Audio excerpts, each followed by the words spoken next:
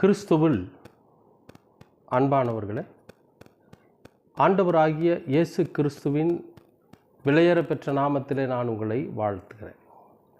இன்றைய அனுதின உணவில் கர்த்தர் நமக்கு கொடுக்கிற வார்த்தை நீதிமொழிகள் 16ஆம் அதிகாரம் 8வது வசனம். அநியாயமாய் வந்த அதிக வருமானத்திலும் நியாயமாய் வந்த கொஞ்ச வருமானமே உத்தமம். அநியாயமாய் வந்த அதிக வருமானத்திலும் நியாயமாய் வந்த கொஞ்ச வருமானமே உத்தமம். ஒரு நல்ல அருமையான வாசனம். நமக்கு வரக்கூடிய வருமானம் இப்போது ஒவ்வொருவருக்கும், ஒவ்வொரு வேலைக்கும், ஒவ்வொரு தகுதிக்கும், ஒவ்வொரு பதவிக்கும் ஒரு கூலியை அரசாங்கம் நிர்ணயித்திருக்கு. சாதாரணமாக பார்த்திங்கன்னா கூலி வேலை செய்கிறவங்க ஒரு நாளைக்கு 500 ரூபாய்க்கு செய்வாங்க. அதுக்கு அடுத்த கேட்டகரி 750 ரூபாய்க்கு செய்வாங்க. அப்புறம் 1000 ரூபாய்க்கு செய்வாங்க. சரி, ஒரு நாளைக்கு 1000 ரூபாய் அப்படின்னா மாதத்துக்கு கிட்டத்தட்ட 30,000 ரூபாய் சம்பளம். அரசாங்கத்தில் பார்த்திங்கன்னா கடைநிலை ஊழியர், அதாவது 5ஆம் நிலை ஊழியர் அப்படின்னு கூட சொல்லலாம், அவங்கெல்லாம் வந்து பார்த்திங்கன்னா மாதம் ஒரு 20,000 to 25,000 சம்பளம் வாங்குவாங்க. அப்படி போக போக குரூப் 1 அதிகாரிகள்லாம் பார்த்திங்கனாக்கா 2.5 லட்சம் அப்படிலாம் வாங்குவாங்க. இதெல்லாமே என்னன்னு கேட்டிங்கன்னா ஒரு உழைப்பிற்கு ஏற்ற ஊதியம். ஒரு மனிதன் அவனுடைய உடல் உழைப்பு, அவனோட படிப்பு, அதற்கு தகுந்தால் போல ஒரு சம்பளம் நிர்ணயிக்கப்படுது. இது வந்து என்னன்னு கேட்டிங்கன்னா, அப்போ படித்து அரசாங்கத்தில் வேலைக்கு போகிறவனுக்கு தான் சம்பளமா அப்படின்னா இல்லை, கூலி வேலை செய்கிறவனுக்கு, அதாவது மரபு சாரா தொழிலாளர்கள் அப்படின்னு சொல்லலாம் இருக்க கூலி வேலை, அதாவது வந்து கட்டட பணி செய்கிறவர்கள், சுமை தூக்குகிறவர்கள், இவங்க எல்லாத்துக்குமே ஒரு கூலி நிர்ணயிச்சிருக்காங்க, அரசாங்கம் நியமிச்சிருக்கு. அவங்க வந்து அதுக்கு தகுந்த மாதிரி சம்பளம் வாங்கிட்டு இருப்பாங்க. இதெல்லாமே என்னன்னு கேட்டிங்கன்னா நியாயமாய் வருகிற சம்பளம். அதுக்காக கீழே கூலி வேலை செஞ்சிட்ருக்கிறவர் மாவட்ட ஆட்சியர் வாங்குகிற சம்பளத்தை பார்த்து பொறாமப்படக்கூடாது. அது அவரோட படிப்பு, அவரோட தகுதி, அவருடைய பணியினோட தன்மை, அதுக்காக கொடுக்கப்பட்டிருக்கிற சம்பளம். இதெல்லாம் வந்து பார்த்திங்கன்னா நியாயமாய் கிடைக்கிற சம்பளம். அது கொஞ்சமாக கிடைச்சாலும் பரவாயில்ல. அநியாயமாய் அதிக சம்பளம் வாங்கக்கூடாதுங்க. அநியாயமாக எப்படி வாங்குறது? அப்போ அரசாங்கமும் இந்த உலகமும் கடவுளும் நமக்கு நியமித்திருக்கிற அந்த சம்பளத்துக்கு மேலே, ஊதியத்துக்கு மேலே தவறான வழியில் வாங்குகிற ஊதியம், அநியாயமாக வாங்குறது. ஒரு பொருளை இங்கேருந்து தூக்கி கொண்டு போய் அங்கே வைக்கிறதுக்கு சில ஒரு 100 ரூபான்னு வைங்களேன், ஆனால் 300 ரூபா கேட்குறது. ஆட்டோ இங்கேருந்து ஒரு இடத்துக்கு போகிறதுக்கு ஒரு 150 ரூபான்னு வச்சுங்களேன், 500 ரூபா கேட்குறது, அநியாயமாக வர்றது. இப்படி அநியாயமாய் வருகிற ஊதியம், அநியாயமாய் வருகிற பணம், அநியாயமாய் நாம் சம்பாதிக்கணும்னு நினைக்கிற அந்த சம்பாத்தியம் நமக்கு மிகப்பெரிய கேடு உண்டாக பண்ணும், நமக்கு மிகப்பெரிய பிரச்சனைகளை உண்டு பண்ணும். ஆமாம், ஏன்னா அது நிலைக்காது. ஏன்னா கொடுக்குறவன், அதாவது நம்ம ஒரு இடத்துல ஒரு கூலி வாங்குறோன்னு வச்சுக்கலாம், அவன் அநியாயமாக அந்த கூலியை வாங்கினா அவன் கொடுக்குறப்ப மனம் நொந்து போய் கொடுப்பான். இந்த காசு இவ்வளோ ஏமாற்றி நீ வாங்குற, இது உனக்கு நிலைக்காதுன்னு சொல்லுவான்.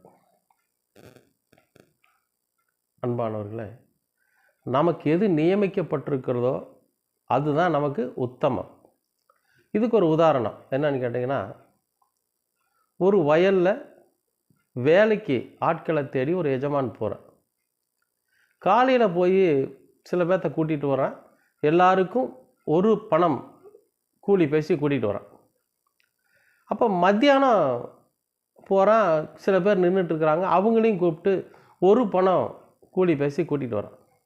அப்போ கடைசி நேரத்தில் அந்த தோட்டக்காரன் போகிறான், அங்கே பார்த்தா வேலையே கிடைக்காம பொழுது முழுசும் ஒருத்தாங்க நின்றுட்டுருக்குறாங்க கொஞ்சம் பேர், அவங்களையும் கூப்பிட்டு வா உனக்கு ஒரு பணம் கூலி தரேன் அப்படின்னு சொல்லி கூட்டிகிட்டு வரான். இப்போ வேலை முடியுது, கூலி கொடுக்குற நேரம் வருது. அப்போ அந்த முதல் வந்தவன் கேட்குறான், கடைசியில் 1 மணி நேரத்துக்கு வந்தவனுக்கு 1 பணம் கூலி கொடுக்குறியே, நான் காலையிலேருந்து வேலை செஞ்சிட்ருக்கிறேன்னே, எனக்கு நீ ஏன் அந்த ஒரு பணம் கொடுக்குற, எனக்கு அதிகமாக கொடுன்னு கேட்குறான். அப்போ அந்த எஜமான் சொல்கிறான், 1 பணம் கூலிக்கு நீ சம்மதிச்சு தானே வந்த, நேரம் ஆச்சுன்னா இந்த மாதிரி வேற ஒருத்தனை கூட்டிகிட்டு வந்தால் அவனோட எனக்கு அதிகமாக சம்பளம் கொடுக்கணும்னு ஏதாவது பேசணுமா? இல்லையே. நீ 1 பணம் கூலி பெறுவதற்கு சம்மதிச்சு தானே வேலைக்கு வந்த, உன்னோட கூலியை நீ இப்போ வாங்கிட்டு போ. கடைசியாக வந்திருக்கிறான் பார்த்தியா, அவனுக்கு நான் கொஞ்சம் தாராளமாக கொடுக்குறேன். அவன் பொழுது வரைக்கும் சாப்பாடு இல்லாமல் தண்ணி இல்லாமல் அங்கே நின்றுக்கிட்டு இருந்தான். அவனுக்கும் சரி ஒரு வேலையை செஞ்சு அவனுக்கு ஒரு பணம் கூலி நான் கொடுக்குறேன், அது என்னுடைய பிரியம், அதுக்காக நீ பொறாமப்படாத அப்படின்னு சொல்லி இயேசு கிறிஸ்து இதில் ஒரு ஊமையை சொல்கிறத நம்ம பார்த்துருக்கலாம். அப்போ இதுலேருந்து என்ன தெரியுதுன்னு கேட்டிங்கன்னா, அவனவனுக்கு உண்டான கூலி அது நேர்மையாய் வரக்கூடியது. அவனவனுடைய உழைப்புக்கேற்ற நியாயமாய் சம்பாதிக்கிற அந்த கூலி, அந்த பணம், அது உத்தமமாக இருக்கும், அது பரிசுத்தமாக இருக்கும், அது நம்முடைய பிரயோஜனத்திற்கென்றே இருக்கும். இப்படி அநியாயமாய், அதாவது சம்மதிக்காததை கேட்குறது, அவனுக்கு அவ்வளோ கொடுக்குறியே எனக்கும் கொடுன்னு கேட்குறது, அவன் பணக்காரனாக இருக்கிறானே நானும் பணக்காரன் ஆகணும்னு ஓடுறது, அவன் சொந்தமாக நிறைய வசதியில் வாழ்ந்துட்டுருக்கிறானே நாமும் அந்த மாதிரி வாழணும் அப்படின்னு நினச்சிட்டு தவறுகளை செய்கிறது, அநியாயமாக போய் சம்பாதிக்கிறது. அந்த மாதிரியான சம்பாத்தியங்கள் வேண்டாம் அப்படின்னு சொல்லி வேதம் சொல்லுது. அது மட்டும் இல்லை, ஒரு வியாபாரத்திலையும் சரி, ஊழியத்திலையும் சரி, மற்ற எல்லா சூழ்நிலைகளிலும் நமக்கு கடவுள் என்ன நியமித்திருக்கிறாரோ, நம்முடைய உழைப்பு நமக்கு தெரியும் இல்லையா, இந்த உழைப்பிற்கேற்ற ஊதியம் வந்ததாகவே நமக்கு போதும். அந்த ஊதியத்தை வைத்து நம்ம ரொம்ப உத்தமத்தோடு, சமாதானத்தோடு, சந்தோஷத்தோடு வாழ முடியும். ஆனால் அநியாயமாக நம்ம சம்பாரிச்சோன்னு வைங்களேன், அந்த சம்பாத்தியத்தினால் நமக்கு பிரச்சனை வரும், சமாதானம் இழந்து போவோம், சந்தோஷத்தை இழந்து போவோம், பல பிரச்சனைகளில் நாம் போய் சிக்கி தவிக்க வேண்டியதாக இருக்கும். அதனால் இந்த வேத வசனம் சொல்லுகிறபடி அநியாயமாய் எதையும் சம்பாதிக்க நாம் முற்படாமல், நியாயமாய் நம்முடைய உழைப்பிற்கேற்ற, நம்முடைய தகுதிக்கேற்ற, நம்முடைய செயலுக்கேற்ற ஊதியத்தை நியாயமாய் பெற்றுக்கொண்டு உத்தமமாய் நாம் வாழ நம்மை அர்ப்பணிப்போம். கர்த்தர் உங்களை ஆசீர்வதிப்பார். அன்பின் பரலோக பிதாவே, அருமையான நல்ல இந்த அனுதின உணவிற்காக நன்றி. இந்த நாளை கர்த்தர் நீர் ஆசீர்வதித்து கொடுத்திருக்கிறீர், அதற்காக ஸ்தோத்திரம். நாங்கள் அநியாயமாய் ஒருவரிடத்தில் சம்பாத்தியத்தை பெறாமல், அநியாயமாய் எங்களுடைய வாழ்க்கையில் நாங்கள் ஊதியத்தை பெறாமல், நியாயமாய் எங்களுக்கு முறையாய் எங்களுடைய உழைப்பிற்கேற்றது கிடைக்கும்படியாக நாங்கள் பெற்றுக்கொண்டு அதில் உத்தமமும் சமாதானமும் சந்தோஷமுமாய் இந்த உலகத்தில் வாழ நீர் எங்களுக்கு கிருபை பாராட்டும். உம்முடைய வசனம் எங்களுக்கு நினைவூட்டுகிறது, அதன்படி நடக்க நீர் எங்களுக்கு கிருபை பாராட்டும். தொடர்ந்து உமது சத்தியமும் உம்முடைய வசனமும் எங்களை வழி நடத்தட்டும்.